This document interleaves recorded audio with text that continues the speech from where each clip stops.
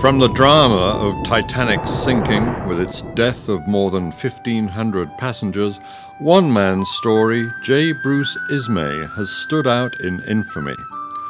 Chairman of the ship's owners, the White Star Line, Ismay escaped drowning himself by getting into one of the ship's few lifeboats, along with women and children. After the shame that followed the disaster for him, he found refuge in the west of Ireland. He loved the place. He hoped that it would be anonymous, but apparently children would pass his gate shouting, "Coward, coward, coward."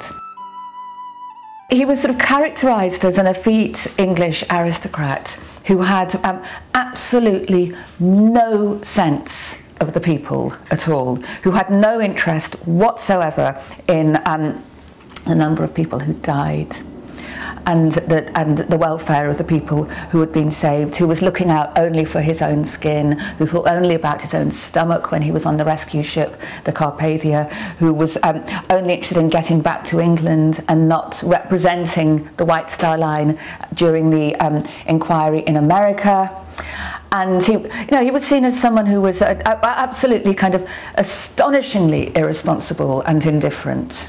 I think that Ismay genuinely felt that he was alone of all his kind, that he was different from everyone else on the ship. Because I think, in looking back into Ismay's life, I cannot see a moment where he identified with anyone else. His father was a working class man who'd founded the White Star Line shipping company, spoke with a Cumbrian accent. He was very much a northerner, very much a worker. He sent his son to an English public school, Harrow, where Ismay was completely ostracised because he actually wasn't an English aristocrat. He wasn't top drawer. An English of fantastic snobs. And so he didn't fit in at school. When he went home, he didn't fit in at home because his father thought that the school had turned him into a gentrified pansy. So Ismay was someone who you can see on the Titanic, which was entirely about class. It was a ship represented nothing but class. Ismay didn't fit into any of the class structures there. So when the boat was going down and all the kind of aristocratic men, all the English aristocratic men, the real first-class passengers, were standing together and doing their duty, Ismay had never stood with them. He'd never even been picked for sports teams at Harrow. He'd never identified with that particular group. He never identified with the passengers on the ship because he'd never been a passenger.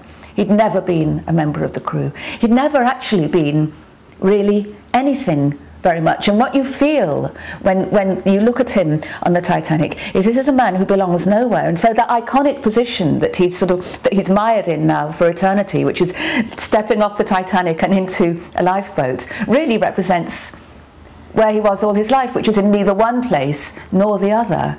What I wonder more and more now is whether Ismay was ordered to leave the Titanic. And I'm beginning to feel that that probably was the case. He said at the end of his life, he admitted to he confessed to his sister-in-law, to whom he was very close, that he had actually been ordered off the Titanic.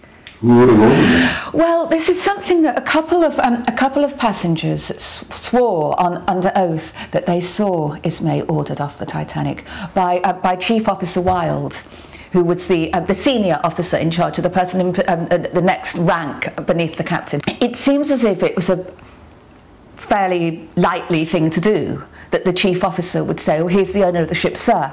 You must get into the lifeboat." What's interesting is that this, for Ismay, was an unrepeatable secret. And I've been mulling over this more and more and more, and I think that it was Ismay's secret, that he chose to go through his life branded a coward and never speaking about the Titanic, because it was preferable to going through the rest of his life having been ordered into a lifeboat. This is a man who didn't take orders. Having been ordered into a lifeboat precisely so he could carry the responsibility of the wreck as the senior survivor of this catastrophe. He would have to explain it to the world. Accountability for Ismay was limited. He had shareholders to report to, headed by the American tycoon J.P. Morgan, who'd acquired the White Star Line 10 years before. Ismay had customers too, and had always been eager to satisfy the rich ones with on-board luxury. He was less interested in his third-class passengers, who included Irish emigrants to America. And he knew, of course, that the Titanic was an emigrant ship before it was a luxury ship. You know, the massive bulk of passengers were third class. That's really where they made their money. But they were out of sight, completely out of sight, completely out of sound. All the recreational activities went on different decks. It was a completely kind of apartheid community, and there's no suggestion in his reports back to the White Star Line after his trips on these maiden voyages that he was interested in the welfare of the third class passengers at all. It was entirely kind of buttering up to the first class. So when you think about Ismay and his lifeboat, Ismay was in a lifeboat with entirely third class passengers. And they wouldn't have known who he was, and he would have had absolutely no idea about them.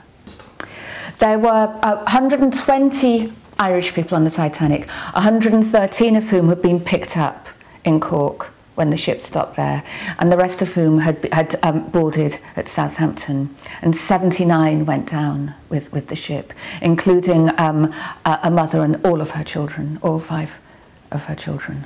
And so it's pretty dramatic. The statistic is pretty dramatic. If you compare the figures with the Lebanese, for example, Ismay was in a lifeboat with almost entirely Lebanese women and children. I think there were 79 Lebanese passengers on the Titanic. And if I remember rightly, it was more or less about 65 of them survived. And so there were these huge distinctions, entirely based on who was able to get to the boat deck first. Sounds like the bad luck of the Irish, I guess. Yeah, exactly, yeah. Irish people had built the Titanic in the northern city of Belfast. As Ismay faced the contempt of much of society, he found some refuge on the west of Ireland's coast, at his house called Costello Lodge in Cashla, Galway, deep in the Irish-speaking Gaeltacht. A strange time to go to Ireland as well, in the Troubles. And he moved in 1913. His house was burnt down by the IRA at one point, and he rebuilt it stone by stone.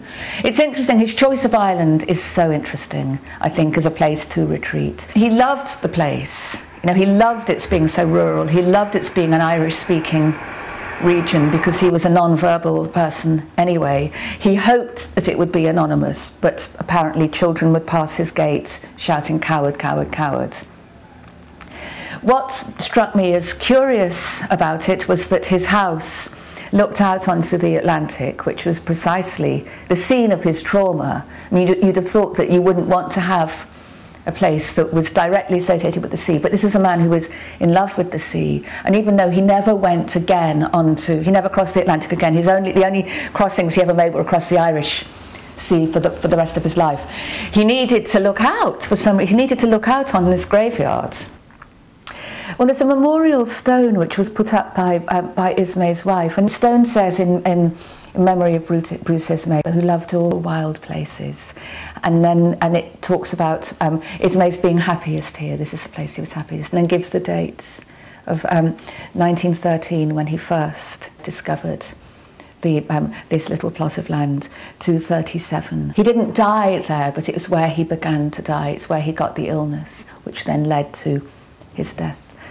I mean, obituaries tend to be very kind about the person who died, but they were all a little bit patronising. That this was someone who, one interesting thing happened in an otherwise uninteresting life. And this interesting thing was that he left this ship. And have we forgiven him? Well, who knows?